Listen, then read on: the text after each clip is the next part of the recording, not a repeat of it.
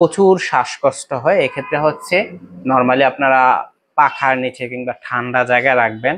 আর সুপ্রিয় দর্শক, আসসালামু আলাইকুম। দেশ ও দেশের বাইরে থেকে যারা ভিডিওটি দেখছেন সবাইকে শুভেচ্ছা ও অভিনন্দন। তো আজকে কথা বলবো 100% বাছুর, HF 100%, আসলে যেটা অনেকে আসলে পালন করার ক্ষেত্রে নানা ভোগান্তিতে পড়ে থাকে। তো আসলে দেখেন, আমি 100% আসলে আমি বিশ্বাসী না, 100% পক্ষে আমি না। কেননা আসলে যদি আসলে বলতে পারেন অনেকে কেন আসলে এটার আপনি পক্ষে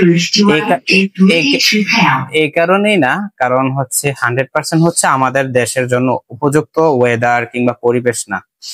কেননা এটার উৎপত্তি স্থল হচ্ছে নেদারল্যান্ডের হচ্ছে হল্যান্ড হল্যান্ড হল্যান্ড একটা শহরে।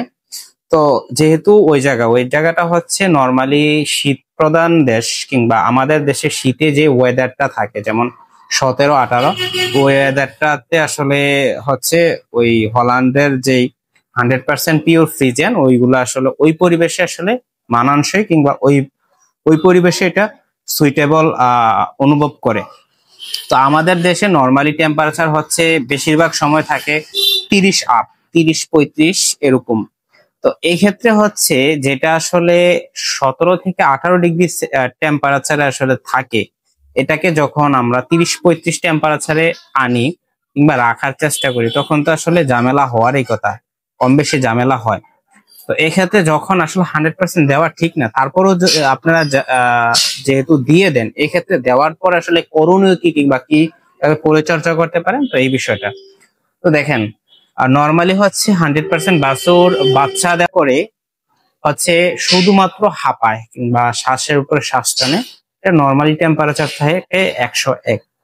তো অনেকে আসলে ভুল করে থাকেন, যেমন 101 থেকে 2 যখন টেম্পারেচার থাকবে তখন যদি এটা হাঁপায়, এক্ষেত্রে কোনো ট্রিটমেন্ট না, এটা হচ্ছে স্বাভাবিক। কিংবা দুধ যদি স্বাভাবিকভাবে খায়, এটা হচ্ছে স্বাভাবিক একটা, অনেকে এটাকে নিউমোনিয়া মনে করে।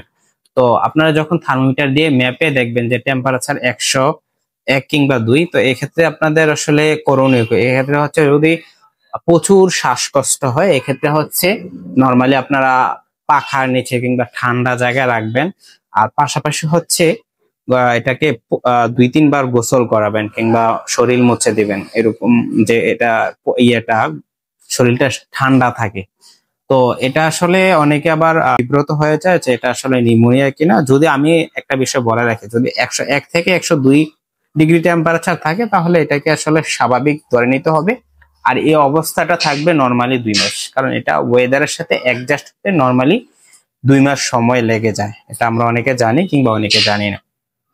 তো এরকম 2 মাস আপনাকে আসলে এটার সাথে বিভিন্ন করতে, কিংবা এটার আসলে রোগ প্রতিরোধ ক্ষমতা অনেকই কম। আসলে কোনো আমরা আসলে সাধারণত যদি দেখি যে যত ভাইরাল ডিজিজে সবচেয়ে বেশি ক্ষতিগ্রস্ত হয় কিংবা মৃত্যুর সম্ভাবনা থাকে 100% ফ্রিজিয়ান কিংবা 100% বাছুরের।